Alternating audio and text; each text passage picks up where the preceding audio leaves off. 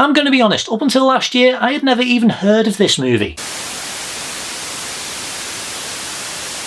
Hello everyone and welcome to another Rewind review. In this video we're going to be taking a look at a movie that I knew practically nothing about, and that movie is Primer. In the 2004 film, four friends and fledgling entrepreneurs, knowing that there's something bigger and more innovative than the different error-checking devices they've built, wrestle over their new invention. Primer was written and directed by Shane Carruth, who also stars alongside David Sullivan, Casey Gooden, Anandu Padayaya and Carrie Crawford. Last year when I was gathering ideas for movies that I could do film reviews for in 2024, I stumbled across this movie. I hadn't heard of this movie before, I didn't recognise any of the cast, I hadn't seen any pictures or any videos or clips of it, and needless to say, I was intrigued. Purely learning about this movie through a movie blog. I knew that it was a sci-fi film, I knew that time travel was involved, but that was it. And I deliberately avoided looking any further into this movie purely so that when I actually did get round to watching it, I could go into it blind. And at the time of me recording this video now, it's been a couple of weeks since I did sit down to watch Primer, and I'm going to be completely honest, I'm still a bit unsure how to feel about it. Primer is about two engineers who accidentally create a machine that allows them to travel back in time, and without getting too much into spoiler territory, it sees them using this new technology for personal gain, but puts a strain on their friendship and their health as side effects begin to emerge. It's a very small scale story for something that is dealing with the concept of time travel, but at the same time it is managing to do something that feels both unique and engaging. It doesn't really follow a structure as such, and it doesn't glamorise the concept of time travel in the way that Hollywood normally does. It feels homemade, it feels real and organic, not unlike what you'd find in a fan film. And a large part of the reason for that is just how low the budget was for this movie, which was somewhere around $7,000, most of which was spent on film stock. And while that does result in a very mixed sound design and ADR with some very simplistic designs and locations, I do feel like it does help this movie feel a lot more believable and grounded. The realistic nature of this movie, I don't think I've ever seen done any time travel story before. Sure, there's lots of movies out there that do deal with the concept of time travel in vastly different ways, things like Back to the Future, things like Avengers Endgame, The Flash, The Time Machine, 12 Monkeys, but Primer does something very different to those other projects that I've just mentioned, and much subtler as well with how the box, that's the time machine that they use in this movie, how it works. And apparently it is based on actual scientific theory. It's not presented in a fancy way, and how far these characters are able to travel using the box is not drastic or far. Most of the movie takes place over a few days, but we also see the toll that it takes on these characters and the side effects that begin to develop the more that these characters travel through time, which again is something that I don't think I've ever seen before. They also keep the dialogue quite realistic and quite natural. There's lots of techno jargon that is used in this, real techno jargon. It can be a bit complicated and a bit confusing for people who don't really have that much knowledge about science or maths like me, but it is still engaging, and I did find myself wanting to know more. And it does answer questions when it can, but it is a movie that you do need to pay attention to. There is a narration that does kind of go throughout this movie that does try and help explain everything that is going on, does help kind of further the plot in some areas. It is one of the few aspects of this movie that does try and help make you understand what is happening in this movie, but even so, it is still a bit complicated. I recommend a second viewing might be the best idea. I'll be honest, I did kind of cheat a little bit and I looked up a synopsis on IMDb just to try and help understand everything that did happen in this movie,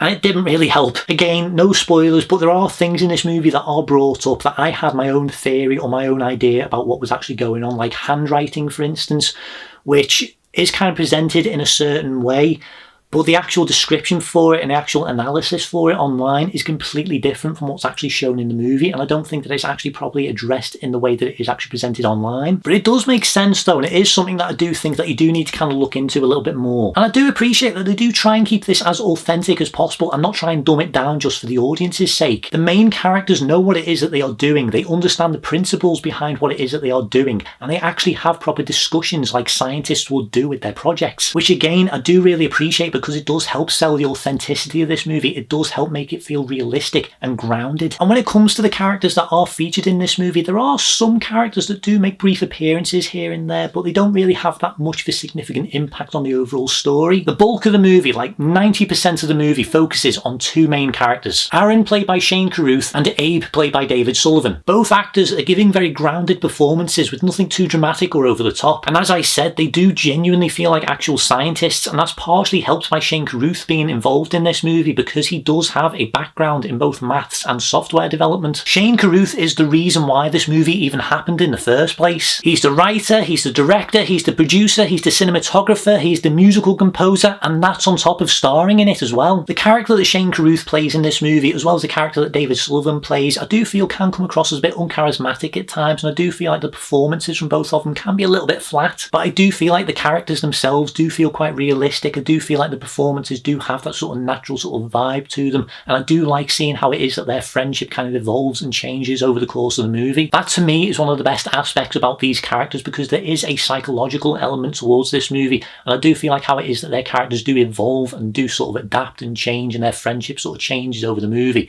I do feel like that is really good. Plus, I do think that Shane Carruth does have a very difficult job when it comes to his performance as Aaron, because I do feel like what it is that Aaron does go through in this movie does require a lot from his performance, and I do think that Shane does do a very decent job. Plus, what it is that Shane Carruth does with the musical score of this movie, I do think is quite nice overall, with the way it mixes together this lighter piano theme and this sort of darker, more mysterious, almost synthy sound effect that they go for, which kind of highlights the more sci-fi aspects of this film. I do feel like the music can be used at random times. I don't think that it always fits every sequence that it is used in, especially since this is a movie that is quite devoid of music overall. I do think it is okay overall. I do think that it does sound nice and it does fit the style of this movie, but it's not really that memorable. But let's get back to talking about the cast. The rest of the cast and all of the characters that they have to play, in all honesty, have next to nothing to do in this film. They only really have a handful of scenes with performances from Casey Gooden, Anand Upadhyaya and Carrie Crawford, but they don't really factor into the story too much, and they only really exist to flesh out the world a little bit more. Some of them I do think give okay performances overall, but the rest of them could do with some improvement. And I've also got to admit, I do feel the same way when it comes to the technical aspect of Primer as well. Visually, it can be a mixed bag, and I think that this is where the low budget really starts to show. While I do think that there is some creative cinematography and some good looking visuals, it doesn't quite look as good as I think it could. There's a few sequences that are a bit blurry, there's some that are out of focus, and some of the sequences that take place at night.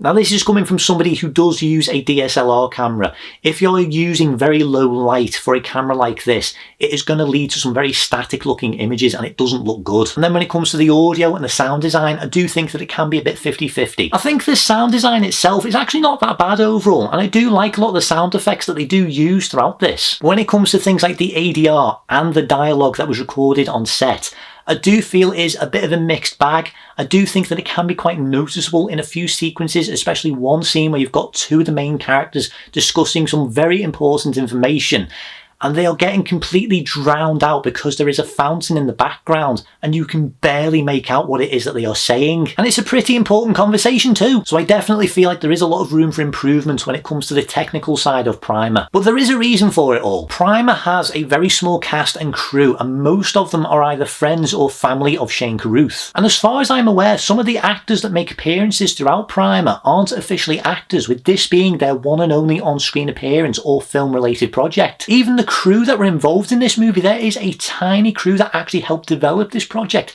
and a load of them are uncredited. But the simple fact that they were able to get this movie made, that they were able to work with the technology that they had available to them, work with the assets that were available to them at the time that they made this movie, and for it to still be as good as it is, I do think is genuinely impressive. Mistakes, continuity errors, visual and sound problems aside, I do feel like what it is that they have done with this movie is they have made something that is genuinely unique, and they managed to get it distributed on mass scale to pretty huge praise. That is genuinely impressive. I said the exact same thing when I reviewed The Room, and I am not saying that this movie is anything like that. This project was created by someone who had a passion and wanted to make a movie. He had access to the resources that he needed, he knew how to make a film, and on top of that he had a great support network that banded together to help make this a reality. It's films and projects like this that can help inspire budding filmmakers into giving it a go themselves. And with the technology that is available today and easily accessible even on the average phone, I do think that it is easier than ever before to become a filmmaker. It's just about finding the right people and the right support network to collaborate with. There's plenty of opportunities out there, you just need to look in the right places. What Shane Carruth and the rest of the people who worked on Primer were able to do with this movie is genuinely impressive. It is a big inspiration for budding filmmakers, and I do think that it is a good movie overall. Overall, overall, this is one of the most unique sci-fi movies that I have seen in a while. It's got some fantastic ideas and a really interesting premise that manages to be both subtle and realistic. The performances from the actors can definitely be mixed, but they do lend themselves quite well to the grounded and realistic nature of this film. The biggest negatives for me are mostly aimed at the technical side, which definitely could do with some improvement. There are some good visuals and shots, and again, the way that the film is made helps sell the groundedness of the story. The music is nice and fitting, the sound design is actually pretty good, and I do like a lot of the sound effects that they do use, and I do think that overall the movie is good. Primer is something that I would recommend checking out if it does sound like something that you would be interested in. I do feel like the low budget, low quality of the visuals and sound might be a bit off-putting for some, plus the story and plot might be a bit too complicated or confusing for others, so much so that I do think that repeat viewings may be necessary. But that being said, it is a unique sci-fi film that manages to be something both new and interesting. Just go in with an open mind and stick with it. It is really worth a look. So with all that being said, my rating for Primer is a 7 out of 10. This really was an interesting project, and I am glad that I did get to check this out. Well, that is pretty much everything I want to say about this movie, so if you have watched this video, thank you very much for watching. If you enjoy this content, please like and subscribe, and be sure to hit the notification button to keep up to date on everything that's going on here. If you have seen Primer, let me know down in the comments what you think about it, plus if you have any suggestions about any future Rewind reviews you would like to see me do, let me know down below. But until then, thank you very much for watching, and I'll see you in the next video. See you guys.